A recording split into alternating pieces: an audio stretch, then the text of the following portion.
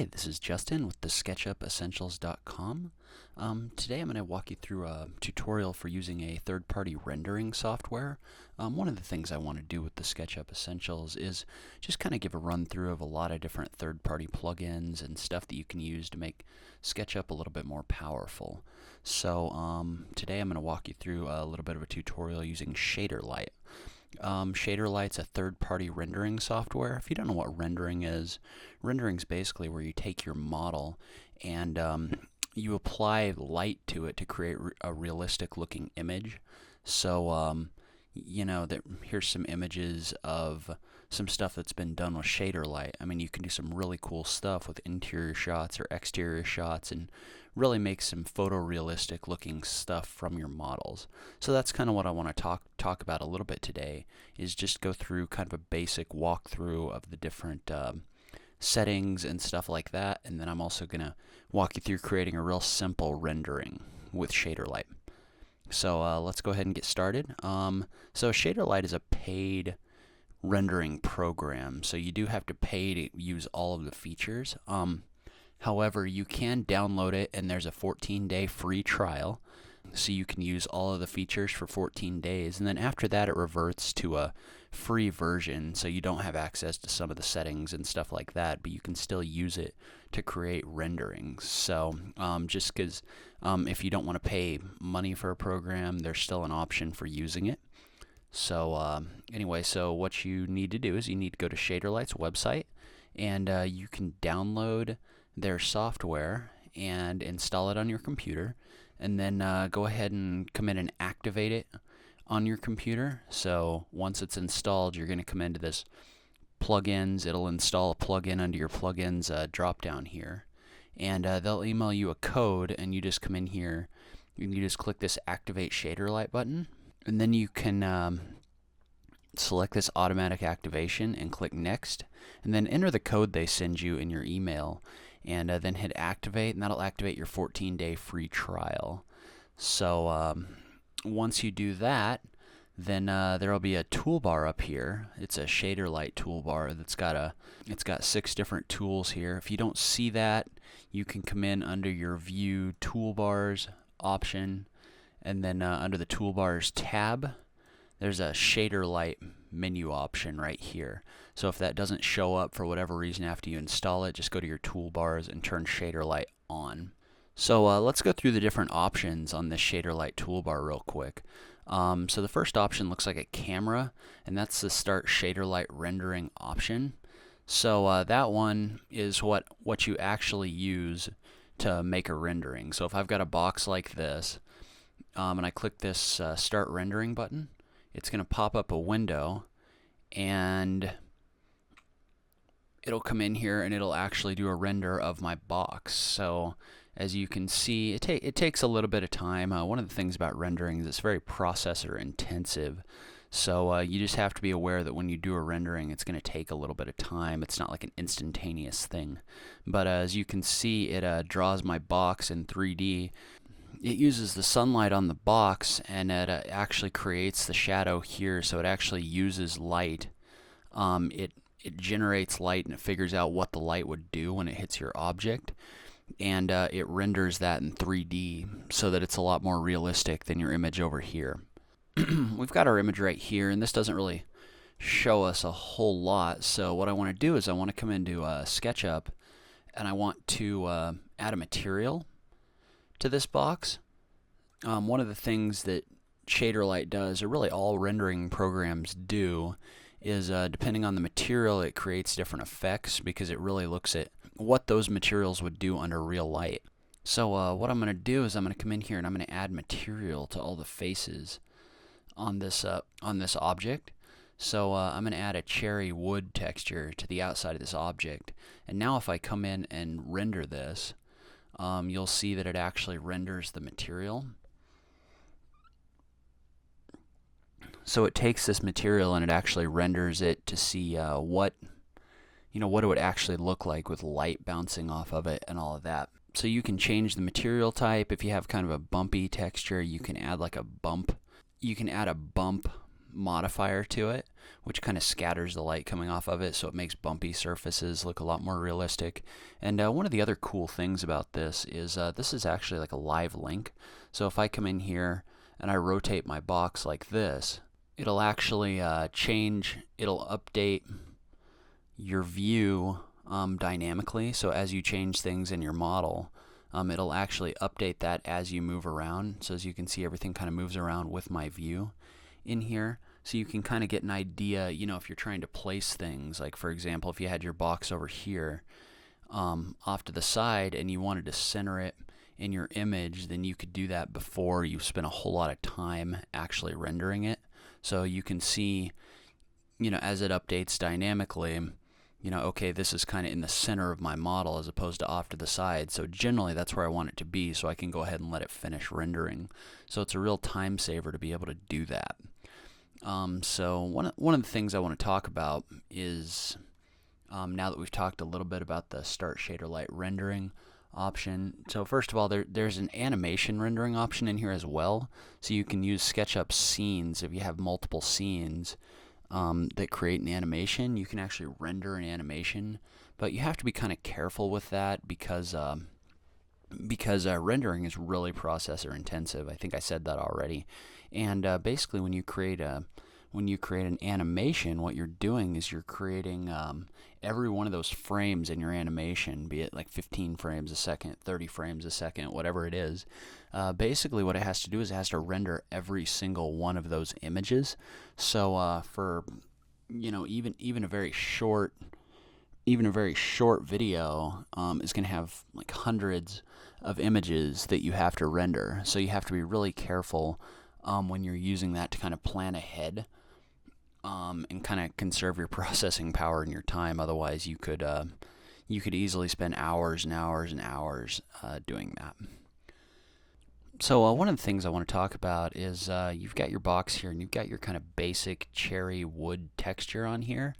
So SketchUp's basic materials don't necessarily have the information in them to create like a super realistic rendering. Like there's some additional settings that you need in order to render stuff. So for example, if you go in here, this is Shaderlight's material editor, and this is where you apply properties to your materials that'll help it with its rendering. So for example, if I pull this up, it pops up this little window. It's the Shaderlight material editor, and as you can see right now, everything's set on automatic. So everything kind of defaults to automatic until you come in here and change it. So there's a ton of different things that you can, or a ton of different options in here that you can select. Like if you come in here, you can select like a glossy finish, or for glass you can select a transparent finish, or you can create like a translucent liquid type finish in here. So you're going to select your finish type. So let's go ahead and pick glossy. Let's say that we've got a wood on here that's you know, got a high level of gloss on it, high level of finish, and it's kind of reflective of the light. So once you select your type, there's a whole bunch of different finish options in here. So you got dull finishes, you got satin finishes, all the way down to like mirrored finishes. So if you select these options, this will give you a preview of what the material looks like. So if you take a look at the dull option, there's not really much reflection on here right now. But if you come down here and you select like one of the satins, then you'll see there's a little bit, you see where there's white in here. That's actually reflecting this material in the background. So it's showing you what that finish is gonna do when light's applied to it. So that's going to change the way that your rendering looks and the way that your materials look. And I'll get a little further into this detail when we get into our sample rendering. At the end of this tutorial, I'm going to walk you through doing just like a general rendering to give you an idea of how all this stuff works. So the next thing I want to talk about is Shaderlight's light placement tool. So in addition to using the physical sky and the lighting all around your model, Shaderlight also comes with these options where you can put in your own lights. So you can create things like point lights or spotlights or stuff like that. And you can use them for different things. You can use them for interior renders. You can put a point light like inside a lamp, so you can actually get realistic lighting in a room, as if a lamp was lighting a room or something like that. Yeah, so if, for example, if you were to take this point light here and run a render, and I've gone through and I've changed my settings so that I'm running off of artificial light, but if I run a rendering right now, what it's going to do is it's going to render this model as if my point light was the only light in the room. So you can see it's only lighting this one side of my box right now. So, but if I was to come in and add a couple different lights, so if I was to come in and add another one over here, then my rendering would update with that, and as you can see, it acts pretty realistic as to what the light would actually do if these points were actually real sources of light. And as you can see, it's kind of cool. It creates this kind of image or this kind of effect over here, like this is actually coming off of wood. So it's a really realistic way to simulate real light. So that tool can get pretty in-depth. I'm not going to talk too much about it in this tutorial, but you can use that if you're creating, it's especially useful for like interior renders and stuff like that. The next thing I want to talk about is, if you look at this little gear over here, this is Shaderlight's render settings. So if you open this up, there's a whole bunch of settings in here that affect the way that your model works. So the first thing you can do is you can select the resolution, the size of the image that you output. So I think once your 14-day trial is done, there's a limit on how large this image can be. I'm not 100% sure, but I believe that's the way that works. And then down in your settings down here below, you can change things like the quality of your render. So if you're just doing like a quick render to see how your lights are going to work and that kind of thing, then you would drag this guy right here all the way over to the low. And that's going to be a lot faster with your processor. So where if you drag it over to the high over here to the highest quality, as you can see, it shows right here, it says slower rendering. That's because it's going to be a lot more realistic with what the light rays do and stuff like that, but that requires a lot more processing power and that kind of thing. Basically, when you're moving around in your scene and you want to make sure everything looks right, do it on low quality, and then once you've got everything kind of done and ready to go, then you're going to drag that over to high and let it run your render. But you don't want to waste a whole lot of time just when you're moving around in your model on high quality. But there's a few other options in here regarding the way that your illumination works. You can also come in here and, so right now if I run a render and I come in here and I move around in my model and I rotate around, it automatically updates, but I can also turn off the automatic update and just do an on-demand render, and then it'll only render when you want it to. So if you're running on low processing power or something like that, or don't want this updating every time that you move around in your model, then you can select the on-demand option. So one of the other cool things you can do is Shaderlight comes with some presets in here, and basically what the presets are is it's got some like built-in backgrounds and lighting environments. So where before you just kind of see your model background back here, now if you have this, it'll actually put in this background of, this one's a business park, but you can set this background and the lighting is all kind of appropriate for this background, so it makes everything kind of look like it fits, because a lot of the time when you're working with a background image and then a render, it's kind of hard to get your render to have the proper lighting to look like it fits in. So this has that preset environment, which will allow you to do that really easy. So let's say that you wanted to come in here and do like a meeting room, like an interior render. This'll actually, it's got the background image of the meeting room, and then also the lighting is appropriate for this room, so kind of a dimmer thing in your model. Your shape kind of fits in with the background here. So like let's say you wanted to make this look like it was sitting on the table. So you just kind of drag your model down here, and then as you can see, it kind of it uses this background image to create your model. So as you can see, it's actually got light kind of coming in through this window, bouncing off this table, and then that light's actually reflecting off of your box as well. So it's a real good way to create kind of a realistic background that your model actually fits in with. So one of the other things you can do in Shaderlight is you can set a background image.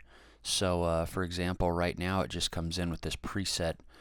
The preset background, it's just a lighting environment background. There's nothing special about it. As you can see, it's just kind of got a horizon here and just kind of a plane underneath your box.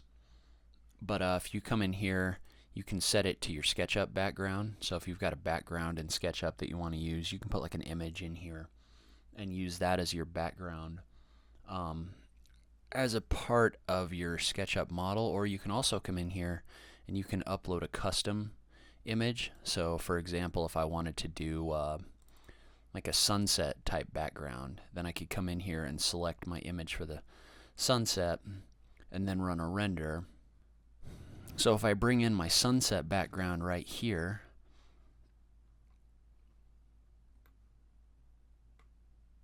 then really I can use any background that I want, any image that I want, but it'll actually put this image in your background, and then if you kind of rotate around like this, it'll still keep that image in the background right here.